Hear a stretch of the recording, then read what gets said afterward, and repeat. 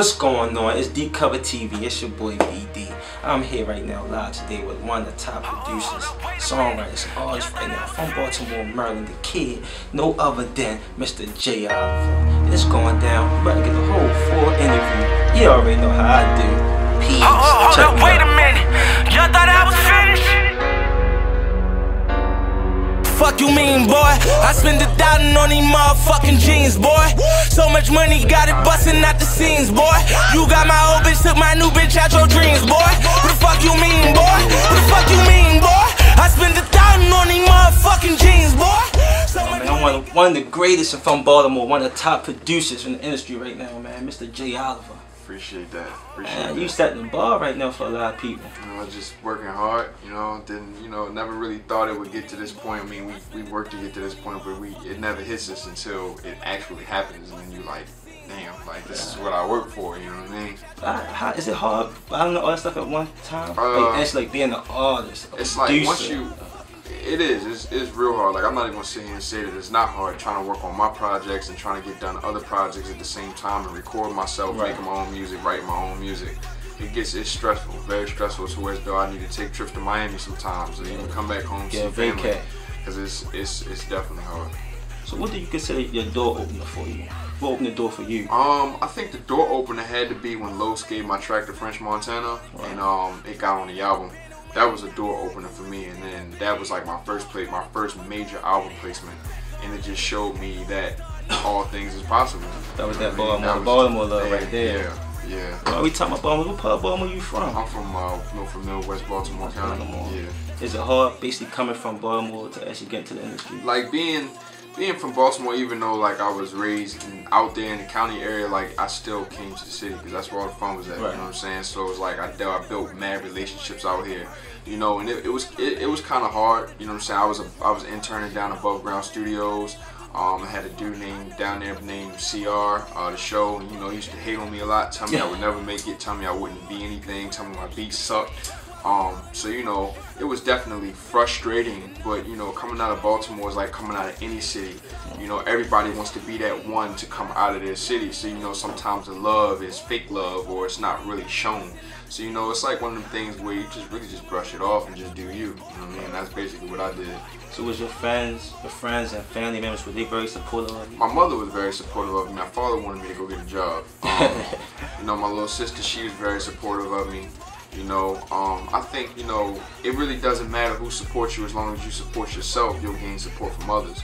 And that's one thing that I took into consideration doing it and, you know, taking these risks. And, you know, now everybody's showing love. So it's like one of those things, you know, I'm not going to sit here and say that I'm upset that it took them this long. But, you know, it's just one of those things that you just got to live with. Alright, so what can you say, how can the next person be the next J. Oliver, like, coming from here? Well, not just from the world. Like, I would say the next person, they would just have to, you know, look at somebody who's doing it big right now. I'm not doing it big right now. Like, you got to look at somebody like Kanye West right now, you know what I'm saying? Somebody like Swiss Beats, who's probably on somebody's island right now, you know what I mean? Somebody like Jay-Z, who's probably in another country doing his thing, you know what I mean? Like, when you shoot for those greats, then you become great. You don't shoot for the person who's the hottest in the city, because the person that's the hottest in the city cannot be the hottest in the next month. You know what I mean? So it's like you got to shoot for those people who've been doing it and that are on top right now. That's what I did. I never, ever, ever compare myself to anybody in my city. I never looked at one person in my city and was like, I want to be better than them. I always compare myself to Timberland because he was the one that was stealing my checks whenever I would hit up the record label. So it was like, that was the guy that I was going after, you know what I mean? So that's the mentality that I had and I've always had, just to be better than everybody. What made you want to get into the industry? I've been wanting to do music since I was singing on the choir at 14, probably younger than that. Me and my brothers and Misfit Sounds, we all came into it together. We wanted to get on Scratch Magazine. That was the goal for us, was to get on Scratch. Scratch Magazine used to be a producer magazine where producers would go read who's the hottest producer, like what equipment do they use, you know, that type of thing. So that was really big for us. There's no more Scratch Magazine, but now it's Grammys. That's what we're aiming for. That's big. That's what everybody aiming for, the Grammys right now. Oh, I'm close. Yeah, I can feel it, man. Everything, you making a lot of big moves. You got that hot track up right now too. Yeah. That Meek Mill and Boosie. Yeah, man. I was jamming my way here to that. I appreciate that. Man.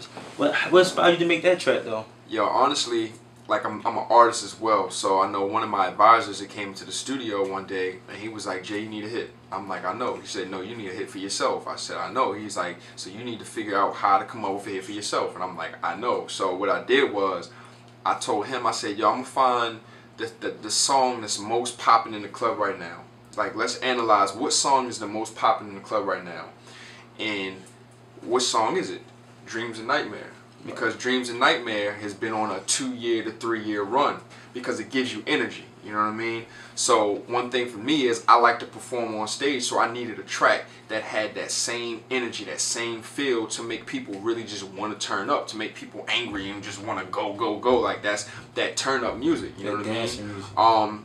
And that's how I came up with it. Then I took the fuck you mean part from Baltimore. That's what we say in Baltimore. You know what I'm saying? That's what that's everybody, when they be joking each other, when they be packing each other up, like that's the terminology used. So I took that and I made the hook. You know what I mean? So I produced it, made the hook, then I sent it off to Meek about 5 times. He got it the 5th time. He heard it. He called me the next day, told me he loved it. He wanted it to be a single. You know. It's unfortunate that he's in jail right now because he can't promote the record like he wants to, and the record has not been promoted at all by the label or anybody, but it's buzzing. When he get out, it's gonna be fire. I want to say one thing. I know it's kind of hard doing this. When you make a track, how did you distinguish from keeping a track and getting it to another artist? That's kind of hard. I know it's kind of hard. We still have problems doing that. It's funny because my advisor was talking to me the other day and he was saying the same thing. He was like, yo, you said, because I was sending off some records for Dej Loaf. Right. And he was like, no, I need to hear like what we need to keep and what we need to give away, because my independent that I'm with, they don't want me giving away none of my records. Keep everything. But they want me to keep everything. But they know me and they know I'm trying to just like whatever, you know what I'm saying? Whatever makes sense. Because Fuck You Mean, I was performing it. That was my song first, you know what I mean? And I was performing it, and then I just felt like it wasn't the lane that I wanted to go in. I felt like Meek could use it because, you know what I'm saying, like that's him, you know what I'm saying? Like that's him all day.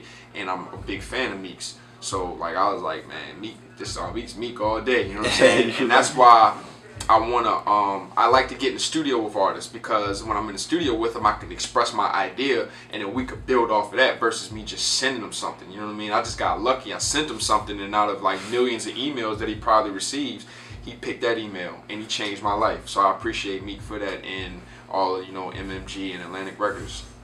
So what make you different from any other producer or artist in general? I mean, the thing that makes me different is everything is up in here nobody else has, you know. I already separate myself from many producers because I write my own stuff, I sing it, rap it, produce it, engineer it, whatever. And I do more than just rap music. I got pop music, I'm working on a country album, I'm working on EDM CD, which is already done.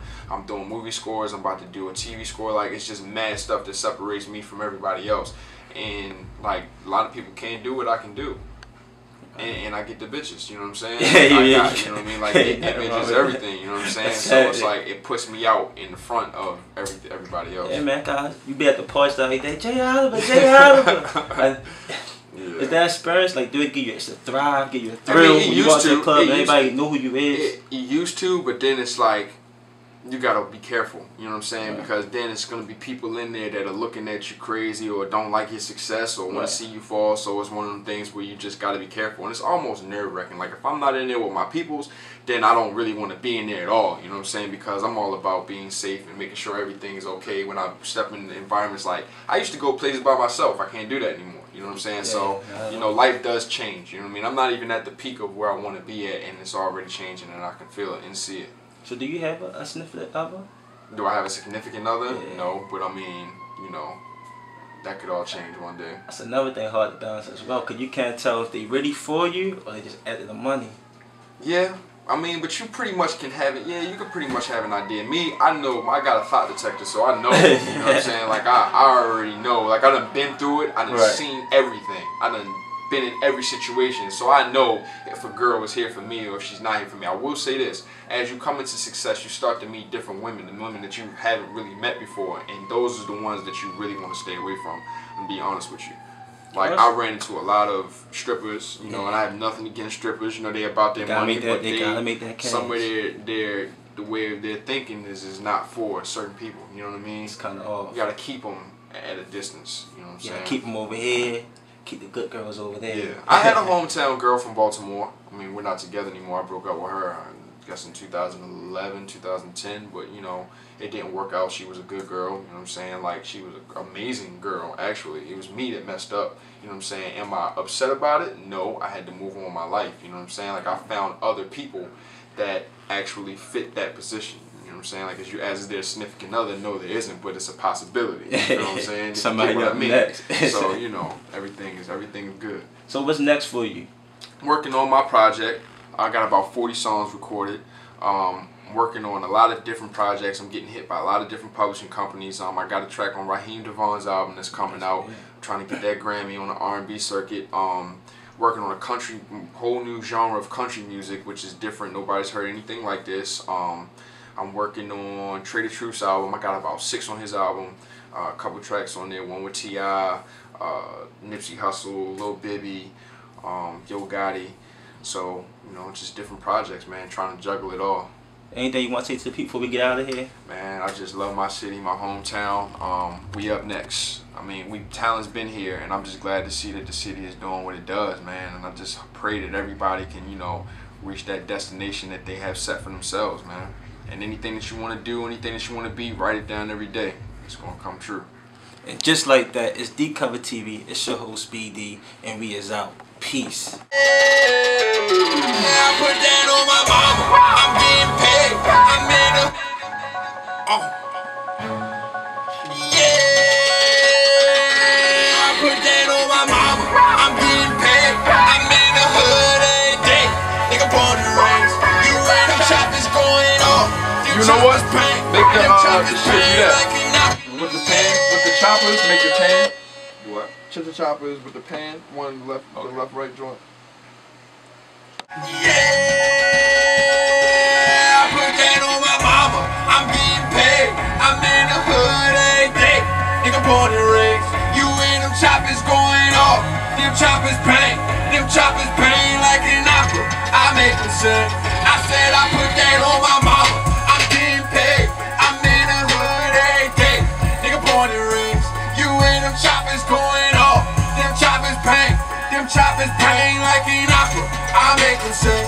I make them sing, yeah. What up, it's your boy J Oliver, man. And I'm rocking with Deepcovertv. You already know what it is, shorty.